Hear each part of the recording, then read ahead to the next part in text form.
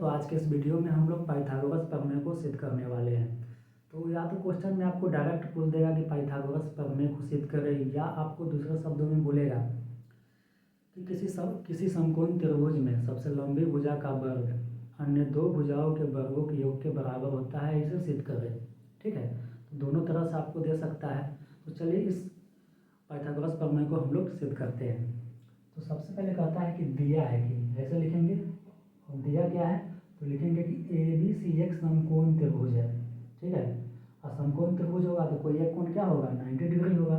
तो जहाँ पे आपको कहता है कि जहाँ कोण ABC जो है 90 डिग्री है, तो कुछ इस तरह का। ठीक है, ABC एक त्रिभुज है जिसका कोण कहता है कि ABC क्या है 90 डिग्री है, ये आपको दिया हुआ है। तो दिया हुआ है तो सिद्ध क्या करना है, तो सिद्ध करना है हमें क्या कि सबसे जो लंबी भुजा है AC का square is equal to AB का स्क्वायर प्लस BC के स्क्वायर के बराबर होगा। यही हमको क्या करना है, सिद्ध करना है। अब रचना में हम क्या करेंगे कि B से एक BM नाम का क्या करेंगे, लंब खींचेंगे। किस पे, AC पे। रचना में आपको क्या करना है कि B से वो BM नाम का क्या करना है, लंब खींचना है। किस पे, AC पे। ठीक है, तो B से BM लंब खींचते हैं AC पे। ठीक है, अब प्रमाण में क्या करते हैं कि आपको प्रमाण में देख रहे हैं कि ये में आपका एक बड़ा वाला त्रिभुज जो दिख रहा है ABC। ठीक है, ये त्रिभुज और एक छोटा वाला दिख रहा है ऊपर AMB। इन दोनों त्रिभुजों को लेकर इनके कोणों का क्या करते हैं, हम कंपेयर करेंगे। तो सबसे पहले हम बना लेते हैं, बड़ा वाला त्रिभुज बना लेते हैं ABC, कुछ इस तरह से ड्रॉ होगा। और छोटा वाला त्रिभुज देखिए AMB। ठीक है, जिसका ये कोण क्या हो जाएगा, ये वाला लंब है तो 90 होगा, तो कुछ इस तरह से बनेगा AMB। ठीक है, अब इन दोनों त्रिभुज का क्या करते हैं, कोणों का हम कंपेयर करते हैं। तो आप यहाँ पे देखेंगे ये वाला जो कोण है दोनों त्रिभुज, बड़ा वाला त्रिभुज में और ये छोटा वाला AMB में, दोनों में क्या है, उभयनिष्ठ है, मतलब कॉमन है। जब दोनों में है तो इसका मान तो दोनों के लिए क्या होगा, सेम होगा। तो इस तरह हम लिख सकते हैं कि बड़ा वाला त्रिभुज जो है ABC में कोण जो आपका होगा BAC, कोण BAC देख रहे हैं यहाँ पे, कोण BAC इज इक्वल टू कोण MAB या BAM, वही है BAM। ठीक है, बराबर होगा। क्यों, क्योंकि दोनों में क्या है, उभयनिष्ठ कोण है। त्रिभुज ABC और त्रिभुज AMB में आपका एक कोण क्या हो गया, बराबर हो गया। क्यों, उभयनिष्ठ होने के कारण। अब दूसरा कोण आप देखिए, यहाँ पे कंपेयर करते हैं। कोण ABC कितना है, 90 है।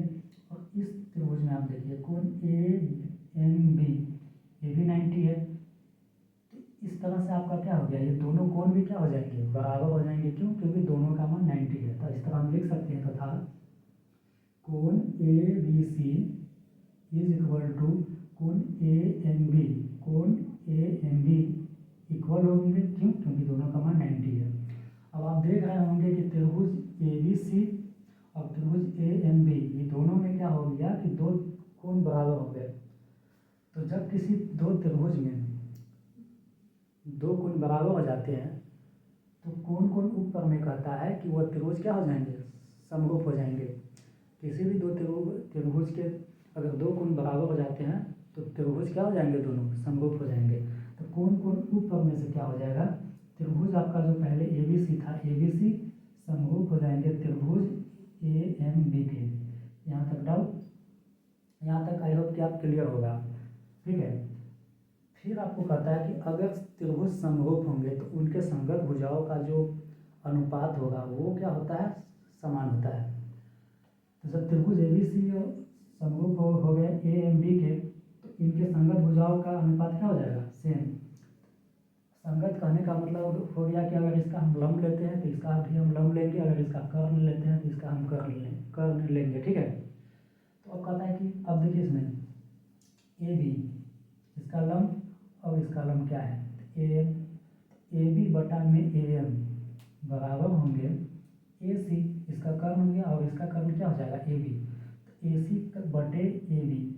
ठीक है, बराबर हो जाएंगे। तो AB बटा में AM is equal to AC बटा में AB, यहाँ इक्वल हो गया। अब इसको हम जब क्रॉस मल्टीप्लाई करेंगे तो AB का स्क्वायर इज इक्वल टू क्या हो जाएगा, एम मल्टीप्लाई एम, और इसको हम क्या कर लेते हैं, इसको हम समीकरण 1 मान लेते हैं। ठीक है, यहाँ तक क्लियर। अब कहता है कि इसी तरह से हम दूसरा त्रिभुज में हम कंपेयर करेंगे। तो देखिए फिर एक बड़ा वाला त्रिभुज, वही ए बी सी ये वाला दिख रहा है आपको त्रिभुज, इसको, और ये नीचे वाला जो त्रिभुज दिख रहा है आपका बी एम सी, ये छोटा वाला। तो अब जो होंगे हम इन दोनों त्रिभुजों का क्या करेंगे, कंपेयर करने वाले हैं। ठीक है, तो अब देखिए इसमें ये वाला जो कोण होंगे, बड़ा वाला और छोटा वाला, दोनों में क्या है, कॉमन है। तो इस तरह से आपका ये जो कोण हो जाएगा, क्या हो जाएगा, बराबर हो जाएंगे। क्यों, उभयनिष्ठ होने के कारण। तो इसको हम क्या लिखेंगे, कोण ए सी बी। पहले इस तरह से हम उसको दोनों का बड़ा वाला का देखिए ए बी सी ड्रॉ कर लिए, और छोटा वाला कुछ इस तरह से होगा, तो बी एम सी। ठीक है, इस तरह से हम ड्रॉ कर लिए। अब इसको क्या करते हैं, ये वाला जो कोण होगा, दोनों में क्या है, घनिष्ठ है, तो हम लिखेंगे कोण A C B is equal to क्या हो जाएगा, कोण A C B is equal to B C M. तो यहाँ पर हो जाएगा बी सी एम। तो बी सी एम क्यों हो जाएंगे, दोनों घनिष्ठ कोण है यहाँ पे, इसलिए दोनों क्या हो जाएंगे, बराबर हो जाएंगे। ठीक है, अब तथा दूसरा कोण देखिए, कोण ए बी सी, ध्यान दीजिएगा ये कितना है, 90 है। और इस त्रिभुज में आप देखिएगा कोण बी एम सी, ये कितना है, ये भी 90 है। तो इस तरह से दोनों एंगल क्या हो जाएंगे, बराबर हो जाएंगे। क्यों, क्योंकि दोनों 90 है। तो हम लिखेंगे क्या, कि कोण A B C is equal to ये वाले त्रिभुज में कोण बी एम सी कितना, 90। तो इस दोनों त्रिभुज में भी आप देख रहे होंगे कि दो कोण क्या हो गया, बराबर हो गया। तो कोण ऊपर में क्या करता है कि जब किसी दो त्रिभुज के दो कोण क्या हो जाएंगे, बराबर हो जाएंगे, तो त्रिभुज क्या हो जाएंगे, समरूप हो जाएंगे। तो कोण ऊपर में से क्या हो गया, ये दोनों त्रिभुज क्या हो जाएंगे, कोण त्रिभुज ए बी सी समरूप हो जाएगा त्रिभुज बी एम सी के। ठीक है, समरूप हो गया। जब त्रिभुज समरूप होंगे तो उनके संगत भुजाओं का अनुपात क्या हो जाएगा, समान हो जाएगा। तो अब इस त्रिभुज में देखिए हम इसका ए सी लेते हैं, तो इसका बी सी लेंगे, इसका कर्ण तो इसका कर्ण लेंगे। तो ए सी बटे में B C is equal to, इसका आधार लेते हैं तो इसका बी सी, तो इसका आधार लेंगे तो एम सी, तो बी सी बटा में एम सी। ठीक है, तो ए सी बटा में B C is equal to B C बटा में एम सी, यहाँ तक क्लियर। अब इसको जब क्रॉस मल्टीप्लाई करते हैं तो क्या होगा, B C multiply B C, तो क्या हो जाएगा, बी सी का square is equal to A C multiply M C. और इसको हम क्या करते हैं, समीकरण 2 मान लेते हैं।